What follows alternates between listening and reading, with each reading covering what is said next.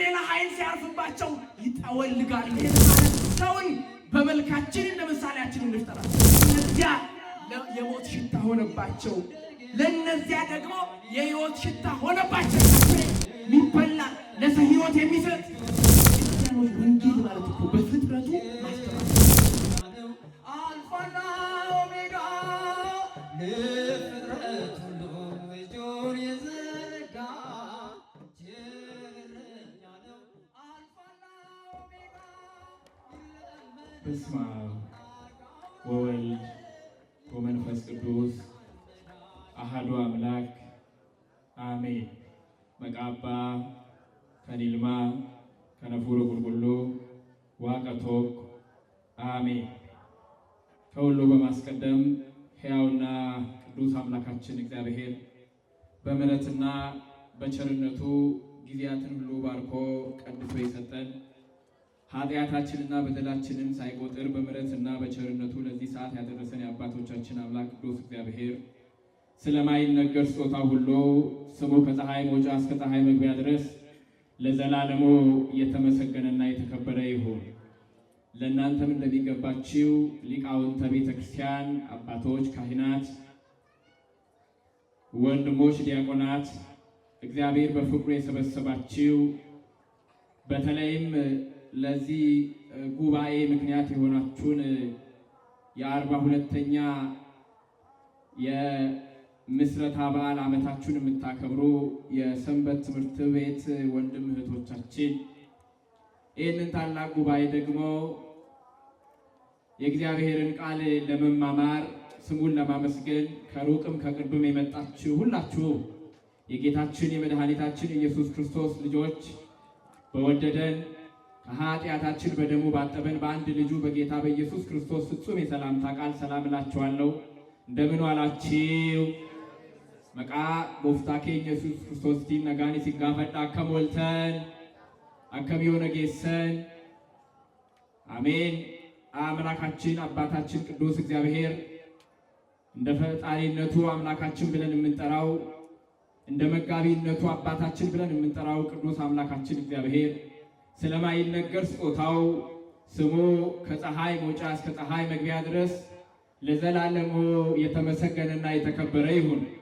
ዋቅኒ አቦቲ ኬኛ መቃኒሳ በራሃመ በራቲ ለፋሃመ ሰሚቲ ከንከበጀሜቲ ኦልኦል ከንጀ ኑፋተው። እንግዲህ የዛሬው ዕለት የጉባኤው የመጀመሪያው ዕለት ነው። እንግዲህ አንድ ጉባኤ ሲዘጋጅ ሁላችንም እንደምናውቀው የራሱ የሆነ ዓላማ ይኖረዋል። በተለይ መጽሐፍ ቅዱሳችንም እንደሚነግረን ሐዋርያት መንፈስ ቅዱስ ከወረደላቸው በኋላ ወዲያውኑ ሕዝቡን ሲያስተምሩ ሲሰብኩ ነበረ።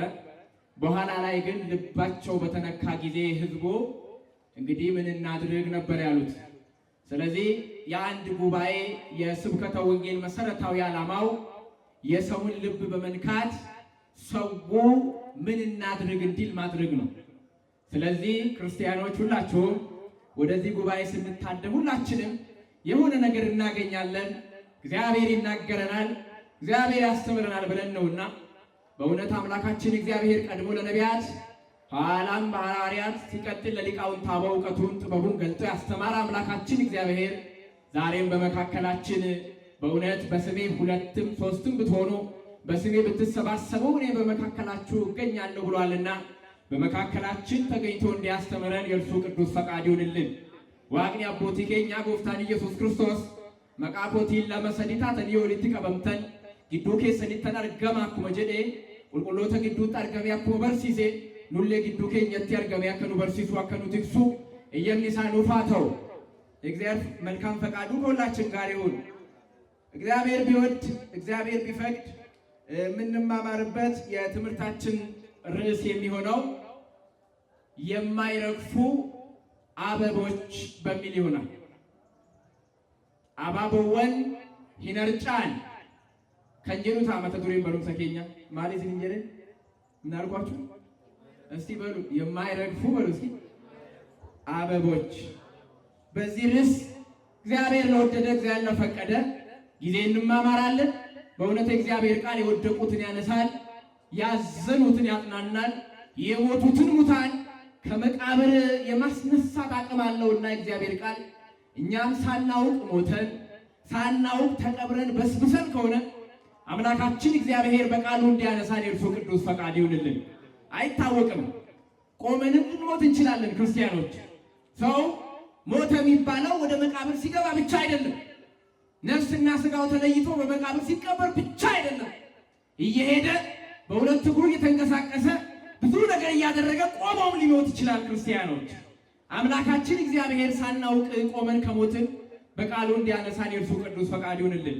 ዋቀየ ሁንደ ኬኛ ይሁኑ አገርጋሩ እጋ መተቱሬ ከነከንካፍኔ አሁን ያለንበት ጊዜ በቤተ ክርስቲያናችን አጠራር ሁላችሁም እንደምታውቁት ከመስከረም 26 እስከ ህዳር 5 ያለው 40 ቀናት በቤተ ክርስቲያናችን አጠራር መሰረት ዘመነ ጽጌ ይባላል። ወርሃ ጽጌ በመባል ይታወቃል።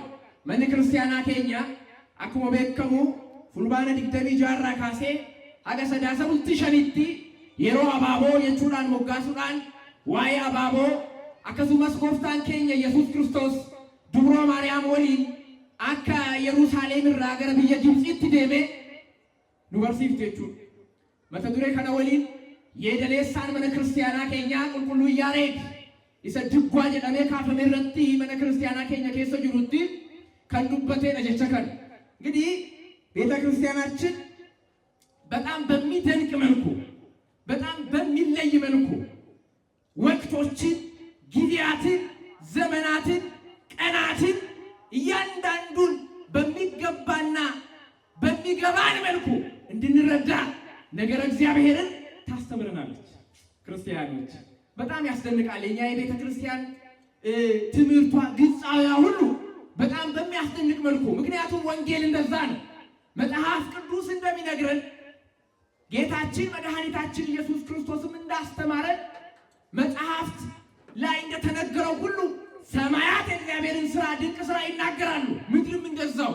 ቤተ ክርስቲያናችን በተፈጥሮ በምድር ውስጥ ባሉት ነገሮች በእያንዳንዱ ፍጥረታት ስለ እግዚአብሔር ትመሰክራለች፣ ስለ እግዚአብሔር ትናገራለች። ይሄ ደግሞ የቤተ ክርስቲያን ልዩ ባህሪዋ ነው። ክርስቲያኖች ወንጌል የሚሰበከውም እንደዛ ነው። ምክንያቱም ወንጌል ራሱ ክርስቶስ ስለሆነ። በነገራችን ላይ ወንጌል ጩኸት አይደለም። እሺ ደህና ዋላችሁ? እየሰማችሁ ነው አይደል? ወንጌል ጩኸት አይደለም። ወንጌል ዛቻም አይደለም። ወንጌል ትህትና ነው። ክርስቲያኖች ታውቃላችሁ፣ በመጽሐፍ የማቴዎስ ወንጌል ምዕራፍ 12 ቁጥር 20 ስትመለከቱ ጌታችን ኢየሱስ ክርስቶስ ሲያስተምር የተቀጠቀጠ ሸንበቆ እንኳን ድምፁ አይሰብርም ይላል። ንግግሮቹ ድምፁ ማይሰማ ዝግ አድርጎ የሚያስተምር ሰው በሚያውቀውና በሚረዳው ምሳሌ የሚያስተምር ነው ክርስቶስ። ምክንያቱም እርሱ ነው ወንጌል። ወንጌል ማለትም እንደዛ ነው። ለዚህ ነው ትመስል ፊደለ ወትወልድ ወንጌል የምንለው። ፊደልን ትመስያለሽ፣ ወንጌልን ምን ትያለሽ? ትወልጃለሽ። ወንጌል ክርስቶስ። ወንጌል ደግሞ ስንማር፣ ወንጌል ስንረዳ፣ ወንጌልን ስናብራራ ልክ እንደ ክርስቶስ መሆን ስላለበት ቤተ ክርስቲያን እንደዛው በዚሁ በፍጥረታቱ ስለ ክርስቶስ ስለ እግዚአብሔር ትመሰክራለች፣ ትናገራለች።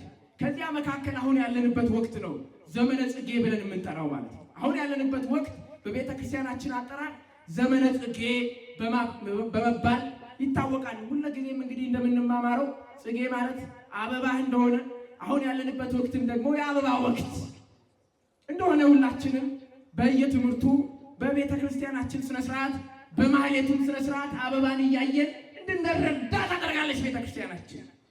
የሚገርማችሁ እግዚአብሔር አምላካችን ደህና ዋላችሁ አላችሁ አይደል? እግዚአብሔር አምላክ ከዋክብትን ሰማይን እንዲያደምቁ እንዲያሸበርቁ ፈጥሮ ምድርን ደግሞ እንዲያሸበርቁ አበቦችን ፈጥሯል እግዚአብሔር። አስተውሉ ክርስቲያኖች፣ አበቦች ለመጀመሪያ ጊዜ በምድር ላይ መታየት የጀመሩት በዕለተ ሰሉስ ነው። በፍጥረት የሶስተኛ ቀን አበቦች ምድር ላይ መታየት ጀምሯል። ይህንንም ያደረገው እግዚአብሔር አምላካችን ነው። በሶስተኛው የፍጥረት ዕለት አበቦች ታይተዋል። እንግዲህ ጊዜን በወቅቶች ከፍሎ እንዲሁም ደግሞ ዜማዋን በመስራት ቤተክርስቲያን በየትኛው ጊዜ ምን አይነት ዜማ፣ በየትኛው ጊዜ ምን አይነት ትምህርት፣ በየትኛው ጊዜ ምን አይነት ምስጋና ማመስገን እንደሚገባት ያስተማረው የኢትዮጵያዊ ሊቅም ቅዱስ ያሬድ ምን ይላል መሰላችሁ? ይሄ የኦሪት ዘፍጥረት ምዕራፍ 1 ጀምሮ ያለውን በመጀመሪያ እግዚአብሔር ሰማይና ምድርን ፈጠረ፣ ፀሐይን በጠፈር ላይ አሰለጠነ፣ የሰራ ሁሉ መልካም እንደሆነ አየ የሚለውን የመጽሐፍ ቅዱስ ክፍል ያነሳል ቅዱስ ያሬድ።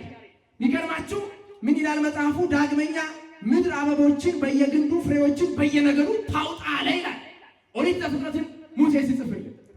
የኢትዮጵያዊ ሊቅ ቅዱስ ያሬድ ደግሞ ይሄንን ያነሳና ምን ይላል መሰላችሁ?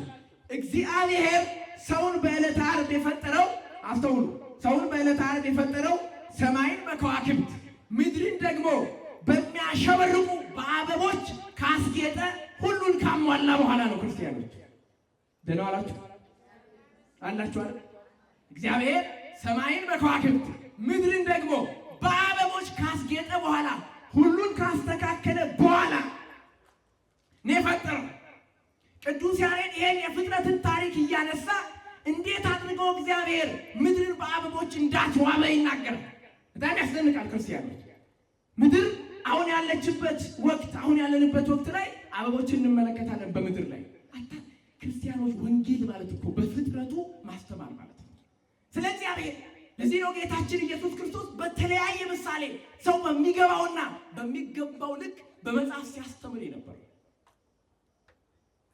በጣም የሚያስደንቃችሁ እግዚአብሔር ዕለተ ዓርብ የመጨረሻ ቀን ላይ ሰውን ፈጥሮታል። ከፈጠረው በኋላ እንግዲህ ገነት ያሸበረቀች እንዲሁም ደግሞ አበቦች ያሉበት ስፍራ ነው። ለዚህ ነው ቅዱስ ያሬድ ምን ብሎ የተናገረው መሰላችሁ? እግዚአብሔር የደስታ የተሞላችን ገነትን በአበቦች ያሸበረቀችውን ለአንተና ለልጅ ልጆች ለትውልዱ ሁሉ ሰጠ ብሎ ቅዱስ ያሬድ የሚናገር በአበቦች ያሸበረቀች ናት ገነት ራሷ። አበቦች አሉባት፣ ያምራሉ በጣም። አበቦች እንደሚታዩት ሁሉ ጊዜ ሰዎችን የመሳብ አቅም አላቸው። አበቦች ሰዎችን በተፈጥሮ ሳይንሱን ትንሽ ስታጠኑት አበባ ሁሉም ሰው ይወዳል። ለምን ይወድ ይመስላችኋል? የራሳቸው ተፈጥሮ ራሱ የሰጣቸው ሰውን የመሳብ ሰውን ወደ ራሳቸው የመሳብ አቅም አላቸው። የተፈጥሮ ያደረገው ነው እግዚአብሔር አምላካችን ራሱ ማለት ነው። እንግዲህ አንድ ደጋሽ ቀድሞ ድግስ ደግሶ የከበረውን እንግዳውን ይጠራል። የከበረውን የሚወደውን በቤቱ የሚመጣውን ሊቁ ዮሐንስ አፈወርቅም ይሄን የሰውን ልጅን አፈጣጠር ሲናገር በከበረ ሁኔታ የሰውን ልጅ የመጨረሻ ቀን የፈጠረው ሁሉ ነገር ከተደረገ በኋላ ምድርም በአበቦች ካጌጠች በኋላ ሰማይም በከዋክብት ካጌጠች በኋላ ሰው ተፈጥሯል። የከበረ ፍጡር በእግዚአብሔር መልክና አራያ ዕለተ ዓርብ የመጨረሻው ቀን ላይ እግዚአብሔር ሁሉን አዘጋጅቶ በሰማይ የሚገባውን ሁሉ አድርጎ በሚኖርበት በገነትም የሚበላውን የሚጠጣውን የሚያርፍበትን ሁሉ ቦታ ልክ አንድ ሰው እንግዳ ወደ ቤቱ ሲመጣ የከበረው እንግዳውን ድግስ ደግሶ ምግብ አዘጋጅቶ የሚጠጣውን አሰናድቶ እንደሚጠራ ሁሉ እግዚአብሔር ለሰው ልጅ የከበረ ማንነት ስለሰጠው የከበረ ቦታ አዘጋጅቶለት የሚበላውንና የሚጠጣውን የሚያርፍበትን ቦታ ሁሉ አዘጋጅቶ የከበረ በእግዚአብሔር መልክ ያለውን ይሄን ሰው በዚያ አኑሮታል። እግዚአብሔር ይገርማል እኮ ክርስቲያኖች፣ ሰው ምን ያህል ክቡር እንደሆነ።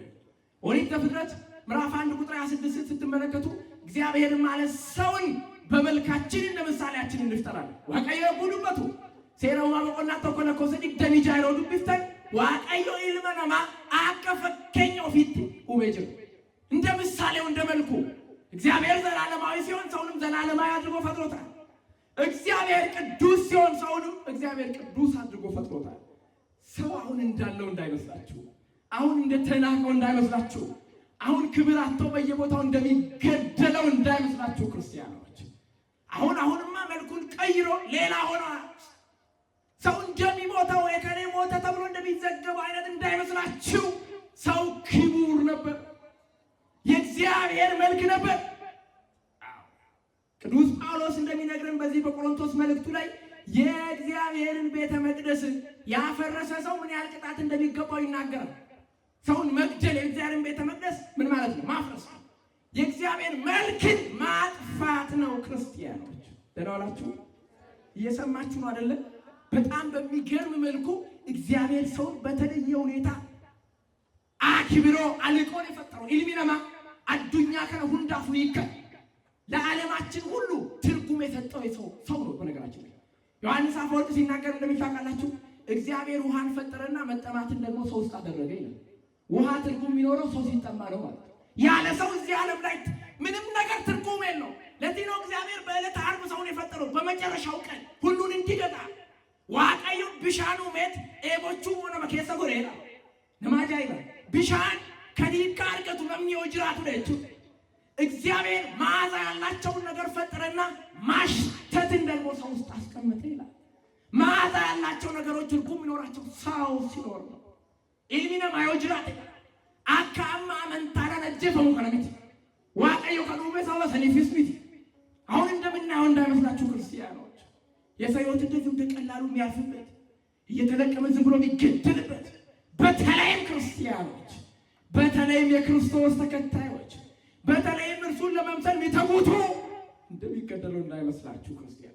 አሁንማ መናገር እስኪሰለች ድረስ አሁንማ እንደው የሞትን እንበዛለን ብለን እንድንናገር እንኳን እንደው ያን እንዳንናገር እስኪያደርሰን ድረስ ተወንዱ ዝም ብሎ የሚገደለው ነው። ክርስቲያኖች ግን አበባ ነበር፣ እንመጣበታለን። እና አዳም ይኖርባት ዘንድ የተሰጠችው ገነት ያማረች የተዋበች የከበረች። ለዚህ ነው አምላካችን ወይቤሎ ለአዳም ወሀብኩ ከርስተ ገነት ይላል። እግዚአብሔር አምላክ አዳምን ፍሬ ያለባት የተዋበችውን ይቺ የተሸለመችውን ገነት ለአንተና ለልጅ ልጆች ሰጠው ብሎ ቅዱስ ያሬድ እያደነቀ ሊናገረው ወዲህ ዘፍጥረት የደሌ ሰመነ ክርስቲያና ከኛ ቁልቁሉን ያሬድ ባያያይ ሲፈተ ሴረውማ በቆና ተቆከን በከገመቹ በከአባቦዳን ጉታይ በከበሬዳ ዋቀዮን ilmanamaatiif ከበጀይኒ ሳፍቀሩ ሙሊሳ እግዚአብሔር የሰው ልጅ ምን ያህል እንዳከበረው ምናየው የሰጠውን ቦታ አይደለም፣ የተፈጠረበትን የተቀመጠበትን የገነት ቦታም አይደለም፣ የሚበላው የሚጠጣውም አይደለም። የሰው ክብሩ እንደዛ ቢሆንማ ጅብ ይበልጠው ነበር አይደል? ሰው መብል ቢሆን ኖሮ የሚያስበልጠን ጅቦች ከኛ በላይ አይደል የሚበሉት? ጅብ ከኛ በላይ ነው አይደል የሚበላው? አይጠቅሙም የሚባሉት እንደውም ጅቦች ናቸው። ጅብ ይባላል ሰው በደንብ ይበላል ሰው አይደል? አከሞልተን ሆድ ቢሆን ኖሮ ክብራ የሰው ክብሩ የእግዚአብሔር መልክ ነው። ክርስቲያኖች ከበኝን መነማዋ አይወራ ይሰኑም ይሰሞ ፈከኛ ሳቲኑ ካይ በረበራና ከጅራኑ ከንጎደ ዋቀዩ እሱ ነው የሰው ልጅ ክብሩ። ለዚህ ነው የደስታ ገነት ውስጥ እግዚአብሔር አክብሮ የሰው ልጅ ያስገባል። ደህና ዋላችሁ። አዳም በበደለ በኃጢአት በወደቀ ጊዜ ግን ባህሪው ጎስቆለ። ክርስቲያኖች ከገነት ወጣ። ከገነት መውጣት ብቻ አይደለም ስደተኛ ሆኖ ወደዚህ ምድር ታውቃላችሁ አይደል? ጌታችን ለስም አጠራሩ ክብር ምስጋና ይግባውና ከቤተልሔም ከኢየሩሳሌም ወዴት ተሰዷል? ንገሩኝ፣ ወዴት ተሰዷል? ጎፍታን ከየከረምዴ ነጅር ይሄ የዘመነ ጽጌ እኮ የክርስቶስን ስደት ነው። ከእናቱ ከቅድስት ድንግል ማርያም ጋር የተሰደውን ስደት እኮ ነው ቤተክርስቲያናችን የምታስበው። ተሰዷል ክርስቶስ። ለምን ይመስላችኋል? እስኪ ጠይቁ እንደው ክርስቲያኖች። ኢየሱስ ክርስቶስ እኮ እዛው ቤተልሔም ሆኖ መደበቅ ይችላል። መደበቅ አይደለም መሰወር ይችላል እንዳይታይ። ክርስቶስ ግን አላስመሰለም። እዚህ ምድር ላይ እኛ የከፈልናትን እያንዳንዱን ከፍሏል። እያንዳንዱ ከቤተልሔም ከተከበረችው ሀገር ከኢየሩሳሌም ከእንጀራ ቤት ከተባለችው ወደዚያ ወደ በረሃማው ሀገር ከእናቱ ጋር ተሰዷል። ጌታችን አላስመሰለም። በትክክል ለእኛ የሚከፈለውን ዋጋ በእውነት ነው የከፈለው። አዳም በበደለ በደል ከገነት ተሰዶ ወደ ምድር ወርዷል። ከገነት ወጥቷል። ምንም ለዘላለም ሕይወት ቢፈጠርም እንኳን ሟች ሆኗል። ኢልሚነማ ጅሬኛ በረበራ ከጅራቱ ኡመሜ ገሩሞ ጩቡዳን በዲላን ቀበሙ ሳቲን ማልተ ባየሹን ቱረ ሂናርጨ ሂኩፌ ጩቡን ይሰቀበ ጦለገ የሰው ልጅ ከጉንደ ወይኑ ከእግዚአብሔር ተለየ። የሰው ልጅ ደህና ናችሁ? ከጉንደ ወይኑ የዮሐንስ ወንጌል ምዕራፍ 15 ስትመለከቱ እኔ የወይን ግንድ ነኝ እናንተ ቅርንጫፎች ናችሁ አለ ጌታችን። እኔ የወይን ግንድ ነኝ እናንተ ምንድን ናችሁ? ከጉንደ ወይኑ እግዚአብሔር ካለበት ህብረት አዳም ሲወጣ ጠወለገ። ልክ አበቦች የበቀሉ ምን ተክላቸው አዝርዕቱ አትክልቱ አበቦች ፀሐይ በጣም ሲበረታባቸው ውሃ ሲያጡ ከውጭ ሌላ ኃይል ሲያርፍባቸው ይጠወልጋሉ። አበባ የሆነው ይህ አዳም ከእግዚአብሔር በመለየቱ ምክንያት በኃጢአት ምክንያት ጠወለገ፣ ዋሸሸ። ስለዚህ የሕይወት ውሃ ያስፈልገው ነበር። ስለዚህ የጽድቅ ፀሐይ ኢየሱስ ክርስቶስ የእግዚአብሔር ልጅ ያስፈልገው ነበር። ኢሰዋ ቀዮራ አደበከን አዳሚፍ ቢሻምበረ በራ ኢሰ ኤቡነ ሁንዳዩ ኤቡራ ቢሊሰባስ ኢሰኛ ተበረበራ ጎፍታ ኢየሱስ ክርስቶስ ሰበረባች ይሰጣል። የሕይወት ውሃ ያስፈልግ ነበር። ለሕይወት ውሃው ደግሞ መምጣት የሰው ልጅ የሚያስፈልግ ነበር። እሷም ማነች? እመቤታችን ቅድስት ድንግል ማርያም። ምክንያቱም እግዚአብሔር ሰውን ለማዳን ሰው መሆን መቻል አለበት። ለምን? የተፈረደው ማን ላይ ስለሆነ ነው? ሰው ላይ ነው። ስለዚህ ፍርዱን መቀበል የሚገባው ማን ነው? ሰው ነው። እንደው ዓለም በጣም እኮ ያስደንቋል። ይሄ እንዴት ነው? እንደው እነሱ ጥያቄውን የጠየቁ ይመስላቸው አንዳንድ ሰዎች እግዚአብሔር እንዴት ነው ሰው ሆኖ ተሰቅሎ አዳነን የምትሉት? ዋቀዩ አከሚቲ ኢልመነ ማተ የለፈቲ ወይ ቀለተ ጀተኒ አከሚቲ ከናመንተኒ እነሱ በቃ የተራቀቁ ይመስላቸው አይደል? ይሄ ጥያቄ እኮ የኛም ጥያቄ ነው፣ የነሱ ብቻ ነው። ጋፊኩን ጋፊው እንደከኛቲ ማቲ ዋቀዩ የሁላችንን ጥያቄ እኮ ነው። እግዚአብሔር እንዴት ሰው ሆነ? ለምን ሰው ሆነ? የኛም ጥያቄ ነው። እንዴ አምላክ ሰው ይሆናል እንዴ? የኛም ጥያቄ ነው። ምን እናድርግ ታዲያ? ክብር ምስጋና አይግባውና እኛ የጠወለግነውን ለማዳን የተሰደደውን ተሰዶ ነፃ ሊያወጣን አምላካችን ሰው ሆነ። ክብር ምስጋና አምልኮት ውዳሴ ለስሙ ይሁን። አመስግኑት። በእውነት ጌታ ሊመሰገን ይገባዋል። እና በመጽሐፉ እንደተነገረ አዳም አባታችን ሟሸሸ፣ ጠወለገ። የሕይወቷ ኢየሱስ ክርስቶስ ያስፈልገው ነበረ። ከወይኑ ይሄ ወይን የተባለው ከእግዚአብሔር የተለየው ይሄ አዳም ይሄ አበባ ጠወለገ። እውነተኛው አበባ ደግሞ በእውነት እግዚአብሔር ያስፈልግ ነበር። ከእግዚአብሔር በተለየ ጊዜ በጠወለገ ጊዜ ስጋው በመቃብር ነፍሱ በሲኦል ሆኗል። የሰው ልጅ ስጋው በመቃብር ነፍሱ ደግሞ በሲኦል ሆነ። ጠወልጎ ማለት ጠወለገ። ይሄን የተወለገውን ማንነት ሊያድስ አዲስ ማንነት ሊፈጥር ለዚህ ነው በክርስቶስ የሚያምኑ አዲስ ፍጡራን እንደሚሆኑ አዲስ ፍጥረት እንደምንሆን ቅዱስ ጳውሎስ ይነገራል። ሊያድስ መጣ። ለመጣው ለእርሱ ደግሞ የሕይወት ውሃ ለተባለው ለኢየሱስ ክርስቶስ ደግሞ ለመምጣቱ እመቤታችን ቅድስት ድንግል ማርያም ደግሞ ከሰው መካከል ታስፈልግ ነበር። ታውቃላችሁ? ምክንያቱም እግዚአብሔር ምን ይሆናል? ሰው ይሆናል። ሰው ለመሆን ደግሞ ከሰው ወገን አንድ ሰው ያስፈልጋል። ለምሳሌ በቤተ ክርስቲያናችን እመቤታችን ቅድስት ድንግል ማርያምን ቤዛዊተ ኩሉ ዓለም እንላለን አይደል? ንገሩኝ፣ እንላለን ወይስ አንልም? ለምን? የሆነ ጊዜ ላይ እንደው ተነስቶ ሌላ ነገር ነበር አይደል? እንላለን።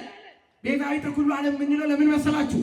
የሰውን ዘር በሙሉ ወክላ የእግዚአብሔርን ቃል ለመቀበል የተዘጋጀች ሆነች ማለት ነው። ምንም ሌላ ነገር የለም። ቤዛዊት ማለት የሆነን አካል ወክሎ እንግዲህ እያንዳንዱ የራሱ ትርጉም አለው። በነገራችን ላይ ለክርስቶስ ቀጥላ ቤተ ክርስቲያን ስትናገር ትርጉሙ ሌላ ነው። ለእመቤታችን ስትቀጥል ሌላ ነው ትርጉሙ፣ ይለያያል። ይህን በደንብ ማወቅ መቻል አለብን። ቤዛ መባሏ ከምን አንጻር ነው ብትሉ የሰውን ዘር በሙሉ ወክላ የእግዚአብሔር ቃል ወልድ ኢየሱስ ክርስቶስን ለመቀበል የተዘጋጀች፣ በእርሷ በኩል አምላካችን እግዚአብሔር ወደ ምድር መጥቷል። ለስጋ ማረግ ምክንያት ሆናለች ማለታችን ትርጉሙ ይሄ።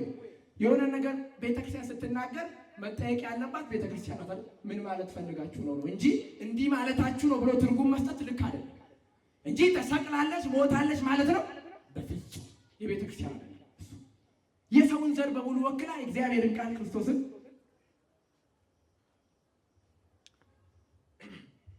አከሙልተን ለናላችሁ የሰማችሁ ነው። ኢልመነ ማበከ ቡቴ ዋቀዩ አከነመተውፍ በከቡቴ ሩፍቴ እርቴቹ ነው። ቤዛ ማለት በከቡ የቹ በእኛ የቹ ሰየቹ ከኛ ከስሪቱ በቹ በኩን በርባቺሳ እና ቅዱስ ያሬድ የባላይቱ መዋረድ አይቷልና ኃይልን በክንዱ አደረገ፣ የማትረግፈውን አበባ የዓለም መድኃኒት የቅዱሳን መዓዛ እንድትሆን አደላት ይላል በድጓ ቅዱስ ያሬድ ነው የሚያለው። ስለዚህ የማትረግፍ አበባ እመቤታችንን ያነሳል። ግን ከዛ በፊት አንድ በጣም ጥቂት ደቂቃ ስላለኝ እንደው እግዚአብሔር ከፈቀደ አራቱን በዚህ ደቂቃ ውስጥ ላስረዳችሁ። የማትረግፍ ምን የትምህርታችን ርዕስስ ምን ነበር? የማይረግፉ አበቦች። በደንብ ስሙ። በቤተ ክርስቲያናችን ይሄው ሊቅ አራት ነገሮችን የማይረግፉ አበቦች ብሎ ያነሳል። አራት። የመጀመሪያው እመቤታችን ቅድስት ድንግል ማርያም፣ ቅዱስ መስቀሉ እንዲሁም ቅድስት ቤተ ክርስቲያንን የማይረግፉ ብሎ ይጠራል። ከዚያ ውስጥ ግን ዋናው እነዚህ ሶስቱ የማይረግፉ አበቦች የሆኑበትን ምክንያት ይሄ ሊቅ ይናገራል። ማን ነው እሱ ካላችሁ የማይረግፉ አበባ የመጀመሪያው ጌታችንና አምላካችን ኢየሱስ ክርስቶስ ነው። የምን አበባ ንገሩኝ? የምን አበባ? የማይረግፈው ኢሳ አባቦይ ነርጫኔ ከንጀደሜ ኢኒ ተኮፋን ሁንዲ ሳኒቱ ዱብሮ ማርያሚስ አከሱመስ ፈኖን ጎፍታቲስ መን ክርስቲያነቲስ አባቦይ ነርጫኔ ከንጀደምቴ ሰበብኒ ጉዳይ ጎፍታ ክርስቶስ ራከንከኝ ከእርሱ የተነሳ ነው እነሱ የማይረግፉ የተባሉት። ዋናውና የመጀመሪያው ሁል ጊዜ የምናስበው ለዓለም ሁሉ መዓዛ የሆነው ሽታ የሆነው መድኃኒት የሆነው እርቅ የሆነው ጌታችን ኢየሱስ ክርስቶስ ነው። እርሱ የማይረግፍ አበባ ተብሏል። የመጀመሪያው ማለት ነው። ሌሎች ይህን ጸጋ ያገኙት ከክርስቶስ ነው፣ ከራሱ ከአምላካችን ከመድኃኒታችን ከኢየሱስ ክርስቶስ ነው። ምን ይላል መሰላችሁ? ኢሳይያስ ምዕራፍ 11 ቁጥር 1 ላይ ሲናገር በጣም እየሰበሰብኩ ልንገራችሁ ባለች ጥቂት ደቂቃ ኢሳይያስ ምን እንደሚል ታውቃላችሁ? ከእሴይ ግንድ በትር ይወጣል ይላል። ከማ ንገሩኝ? ከማ ከእሴይ ግንድ በትር ይወጣል፣ ከስሩም ቁጥቋጦን ያፈራል። ይሄ ቅድመ ልደተ ክርስቶስ ከ700 ዓመት በፊት የተነገረ ነው። ክርስቶስ ሳይወለድ በስጋ ሳይመጣ በፊት ከ700 ዓመት ኢሳይያስ የተናገረው ነው። ከእሴይ አለ ሲል ጌታችን ከእመቤታችን ከቅድስት ድንግል ማርያም መወለዱን የሚያሳይ ነው። በትር የተባለችው ያለ ዘር የጸነሰችው ከእሴይ ዘር የሆነችው የዳዊት ልጅ የተባለችው እመቤታችን ቅድስት ድንግል ማርያም እንደሆነች ሊቃውንቱ ይተረጉማሉ። የማርያም አበባ ተብሎ የሚጠራው ደግሞ ከዚያ ከበትሯ የለመለመው የዘላለምን ሞት ለዘላለም የተሰጠንን ኃጢአት ከኛ ያስወገደ በመዓዛው በአበባነቱ የኃጢአት የኛ የከረፋውን ማንነት የለወጠ አበባዎች እንደምታውቁት የራሳቸው መዓዛ አላቸው። ክርስቶስ ደግሞ መዓዛ አለው። አዎ የጽድቅ መዓዛ፣ ለክርስቲያኖች ሁሉ ሽታው የሚደርስ መዓዛ አለው ክርስቶስ። እሱ ነው የማይረግፈው አበባ። በዘመናት የማሸመግለው እሱ ነው። ሁል ጊዜ የለመለመ ብዙዎችን የማረከ። ለዚህ ነው ቅዱስ ያሬድ ትወፅእ በትር እምስሮሰይ ወያርግ ጽጌሃ እምኔሃ ይእቲ ይልና በትር አምሳለ ማርያም ቅድስት ይእቲ ወጽጌ ዘወፃ እምኔሃ አምሳሉ ነው። ይገርማል። በትር የተባለችው እመቤታችን ናት። እርሷ በድንግልና ለምልማ በድንግልና ክርስቶስን ወልዳለችና በትር የተባለችው እሱ ነው። ከእሷ ደግሞ የለመለመው እውነተኛ አበባ የማይጠወልገው የማይረግፈው የእኛን የኃጢአት ማንነት የቀየረው እንዳንረግፍ ያደረገን እርሱ ነው። ዛሬ ክርስቲያኖች የማንረግፈው ሞተን በስብሰን በመቃብር ማንቀረው ከምን አንጻር ነው ብትሉኝ፣ ከኢየሱስ ክርስቶስ አንጻር። ክርስቲያን ባንሆን ኖሮ ዛሬ ባለቀስን ነበር። ምክንያቱም እየተገደልን እየሞትን በየአካባቢው የተለያየ ዜና እየሰማን ክርስቲያን ባይሆኑ ነበረ ማልቀስ የነበረብን። ክርስቲያን ባይሆኑ ይቆጨን ነበር። ረግፈው አይቀሩም። ምክንያቱም ካላችሁ ኢየሱስ ክርስቶስ በእውነት የማርያም አበባ ነው። አበብነቱን ለእኛ ሰጥቷል። አበባ መሆኑ እንደው በዚህ ሰዓት የለንም እንጂ በደንብ ባነሳ ነው ነበር። በጣም በሚያስደንቅ መልኩ ጌታችን ኢየሱስ ክርስቶስ የክርስቲያኖች ሁሉ አበባ መሆኑ፣ ሽታው በሁሉም ዘንድ፣ መዓዛው በሁሉም ዘንድ በክርስቲያኖች ዘንድ እንደሚናገር ቅዱስ ጳውሎስ እንደዚህ ይላል። ሁለተኛ ቆሮንቶስ ምዕራፍ 2 ቁጥር 16 ላይ ለእነዚያ የሞት ሽታ ሆነባቸው፣ ለእነዚያ ደግሞ የሕይወት ሽታ ሆነባቸው ይላል። ክርስቶስ ለሚያምኑበት የሕይወት ሽታ የሕይወት መዓዛ ይሆንላቸዋል፣ ለማያምኑበት ደግሞ የሞት ሽታ ይሆናል። ለዚያ ነው የዮሐንስ ወንጌል ምዕራፍ 3 ላይ በስሙ ለሚያምኑት የእግዚአብሔር ልጆች የሆኑ ዘንድ ስልጣን ሰጠ ይላል። ዮሐንስ ወንጌል ምዕራፍ 1 ቁጥር 12 ላይ። ዮሐንስ ወንጌል ምዕራፍ 3 ላይ ግን በእግዚአብሔር ልጅ ያላመነ አሁን ተፈርዶበታል ይላል። ይህን አበባ ሽታ ያልደረሳቸው መዓዛ ያልደረሳቸው ብዙዎች ናቸው። እኛ ክርስቲያኖች ግን የመዓዛ ደርሶናል ነው አላችሁ። ኢኒ አባቦኒ ነርጫኔ ከንጀደም የሁንደ ኬኘፉ ፎሊ ጋሪ ፎሊ በሬድ ፎሊ ጩቡራ ቢሰነ መባሱ ከንተ ኢየሱስ ክርስቶስ እንዲዱርስ እንዲ ጉዳይ በዚህ ጠቢቡ ሰለሞን የተናገረውን አንሳ አንዴ በዚህ ማይሌ ሶሎሞን ምዕራፍ 2 ላይ ቁጥር 1 ላይ ስትመለከቱ እንዲህ የሚል ንባብ ታገኛላችሁ። እኔ የሳሮን ጽጌረዳ የቆላም አበባ ነኝ ይላል። የሳሮን ምን ንገሩኝ? የሳሮን ምን ጽጌረዳ ታውቃላችሁ አይደል? ሌሊት ካህናቱ ይዘው የሚዘምሩትን ዝማሬ አበባ ይዞ ታያላችሁ። ይሄ እኮ ቤተክርስቲያን ትምህርቷ ወንጌሏን በተግባር የምታሳይበት ነው። ወንጌል እሱ ነው ክርስቲያኖች። ቅድም እንዳልኳቸው ወንጌል ጩኸት፣ ዛቻ፣ የሰው ጆሮ ማደንቆር አይደለም። ወንጌል የተቀጠቀጠ ሸንበቆ አለመስበር ነው። በትህትና ዝግ ባለ አንደበት መናገር ነው ክርስቲያኖች። ቅድም እንዳልኳቸው እና ምን እንደሚል ታውቃላችሁ? እኔ የሳሮን ጽጌረዳ የቆላም አበባ ነኝ። ይህንን ሊቃውንተ ቤተ ክርስቲያን ሲተረጎሙ ቀጥታ ከኢየሱስ ክርስቶስ ጋር እንደሚናገር እንደሚስማማ ወይም ደግሞ ክርስቶስ ኢየሱስን እንደሚያሳይ የሚናገሩት ምንድን ነው? ሳሮን የሚባለው ሁላችሁም እንግዲህ በእንትን ላይም ሰርች አድርጋችሁ ማየት ትችላላችሁ። ዘመኑ የተሻለ ስለሆነ ሳሮን በይሁዳ የሚገኝ ሸለቆ ነው። በይሁዳ የሚገኝ ሸለቆ ነው። ብዙ ውሃ ያለበትና መለምለም የሚችልበት ቦታ ነው። ነገር ግን በጣም ጠባብ መንገድ ስላለው በዚያ መንገድ ሰዎች በብዛት ስለሚመላለሱ ቦታው እንዳይለመልም ሆኗል። ሰዎች በብዛት የሚሄዱበት መንገድ በነገራችን ለምለም ነገር አይኖረውም። ለምለም ነገር አይበዛበትም በእግር ምክንያቱም በነገራችን ይሄ የተፈጥሮ ይሄ የእጽዋት እድገት የራሱ የሆነ ሳይንስ አለው። አሁን እሱን ማውራት ስለማንችል ነው። እና ውሃው በጣም የደረቀ እዚህ አካባቢ ላይ ውሃ ቢኖረው አበቦች እዛ ቦታ ላይ መለምለም አልቻሉ። የሳሮን ጽጌረዳ የቆላም አበባ ነኝ። ሳሮን የቤተ እስራኤል ምሳሌ ነው። ቆላ የተባለው ደግሞ የአሕዛብ ምሳሌ ነው። በሁለቱም መካከል አበባ አልተገኘም፣ ልምላሜ አልተገኘም። በእስራኤል ዘንድም በአሕዛብ ዘንድም ለሁሉ ደግሞ አበባ የሆነ ለሁሉ ደግሞ ከዚች በትር ከተባለች ከቅድስት ድንግል ማርያም የተገኘው አምላካችን ጌታችን ኢየሱስ ክርስቶስ በሁለቱ መካከል ተወለደ። ክብር ምስጋና ለስሙ ይሁን። በእውነቱ እሱ ይሄ ጌታ ይሄ አምላክ ይሄ ለዓለም ሁሉ መልካም መዓዛ ሆኖ የመጣ እርሱ የማይረግፍ አበባ የክርስቲያኖች መዓዛቸው ተባለ። እርሱ ነው የመጀመሪያው። ሁለተኛው እንደው እግዚአብሔር ቢፈቅድ ወይ ነገ ብንቀጥለው ሳይሻል አይቀርም። እሺ ሁለተኛው እመቤታችን ምን ያነሳል? ቅዱስ ያሬድ እመቤታችንን ያነሳል። እመቤታችን ቅድስት ድንግል ማርያም እንግዲህ መጽሐፍ ቅዱስ እንደሚነግረን የሉቃስ ወንጌል ላይ እንደነገረን የማኅፀንሽ ፍሬ ምን ያለ ነው? ንገሩኝ፣ ምን ያለ ነው?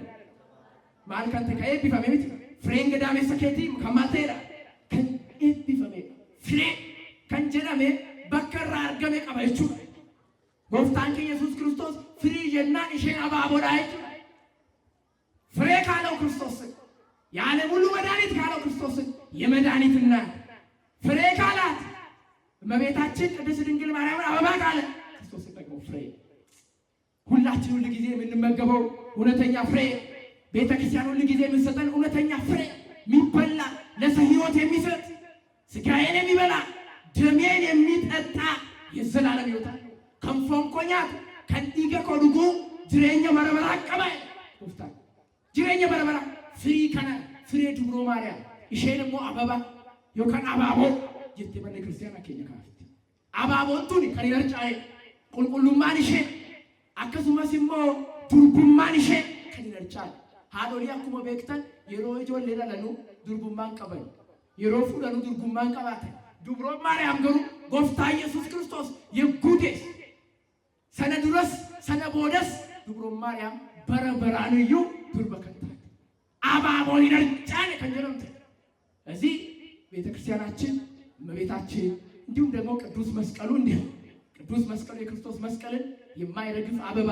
ምክንያቱም ሁላችንም ከክርስቶስ መስቀል ላይ ከጎኑ ተወልደናል፣ ፍሬዎቹ ነን። ፍሬ ደግሞ ከአበባ ነው የሚገኘው።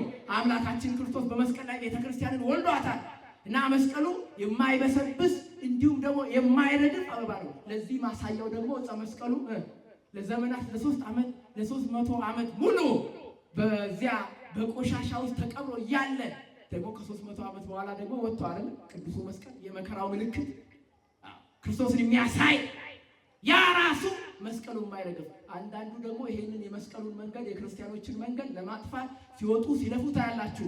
የማይረግፍ አበባ ስለሆነ የክርስቲያኖች ሕይወት የክርስቲያኖች መንገድ ቤተክርስቲያን ትቀጥላለች ማለት ትቀጥላለች። ምክንያቱም መስቀሉ ምን አይረግፍም፣ መከራው አይረግፍም፣ ይቀጥላል የቤተክርስቲያን ሕይወት። ምክንያቱም ክርስቶስ መስቀል ላይ የወለደን። ይህን እንዳትረሱ። የተወለድነው መስረታችን የት ነው ካላችሁ መስቀል ላይ ነው። ይሄን መዘንጋትን መርሳትም አይገባም። ከንአለኔ መኒ ክርስቲያና የሰረቱ የነፈኑረት ይናፍረፋን መኒ ክርስቲያና ቁልቁሌቲ አባቦ ይነርጫል ይላል። አባቦ ማለታኔ ማጀለንቲ አባቦ ይነርጫል መኒ ክርስቲያና ቤተክርስቲያን ልክ እንዲሁ ይሄ ሊቅ ይናገራል ያነሳል። ቤተክርስቲያን ራሷ ክርስቶስ የሆነላት ራሷ እንዲሁም ደግሞ አካሏ የሆነው እኛ ቅዱሳን ሐዋርያት፣ ጻድቃን፣ ሰብ ሁሉም በአንድነት ህብረት ውስጥ ያሉ በዚህ በማይረግፍ አበባ በማይረግፈው አበባ በቤተ ክርስቲያን ሁሉ ጊዜ ደግሞ ፍሬ የተባለው ክርስቶስን የምትመግብ ይቺ ቤተ ክርስቲያንም የማትረግፈናል። ለዚህ ቅዱስ ያሬድ ያነሳታል። በዚሁ በድጓው ላይ በጣም ረጅም ሰዓት ስለተጠቀምኩኝ እውነት ለዛሬ ይበቃናል። የማይረግፉ ምን እዚያ ግን በዚሁ አይቋጭም። በቤተ ክርስቲያን ብቻ ክርስቲያኖች ሁላቸው ምንም አይሉ ናቸው፣ የማይረግፉ ናቸው። እሺ ቅድም በዚሁ የቅዱስ ሰለሞን የጻፈልንን ንባብ አንስቼላችኋለሁ። ቆነጃጅት እያለ ደግሞ ክርስቲያኖችን ያነሳል። የክርስቲያኖች ነፍስ ቅዱስ ጎርጎርዮስ ዘኑሲስ የክርስቲያኖች ነፍስ ደግሞ ወደ ክርስቶስ የምትናፍቅ የማትረግፍ አበባ ናት ይላል። እዚህ ክርስቲያኖችም ልክ እንዲሁ በክርስትና ህይወታቸው የማይረግፉ አበቦች ናቸው እና ሳንረግፍ ክርስትና ማንነታችን ሳንተው በሃይማኖታችን ጸንተን ይሄ የማይረግፍ አበባ የተባለው ማንነታችንን እንድንይዝ የእሱ ቅዱስ ፈቃድ ይሁንልን። ክርስቲያኑን ሁንድ ኬኘዩ አባቦ ይነርጫኔ ዋንተ አበቡማ ከነቀበኔ ሀገ ጎፍታን ኢየሱስ ክርስቶስ ዱፌን ፍረቱት ያካየግኑ የምኒ ዋቀዮ ኑፋተው ከኑበርሲሴ ከኑቲክሴ ሀመዩናት ከኖሊ ጅራቴ ዋቀዮ አባን ኬኛ መቃሊሳ ከገለቶ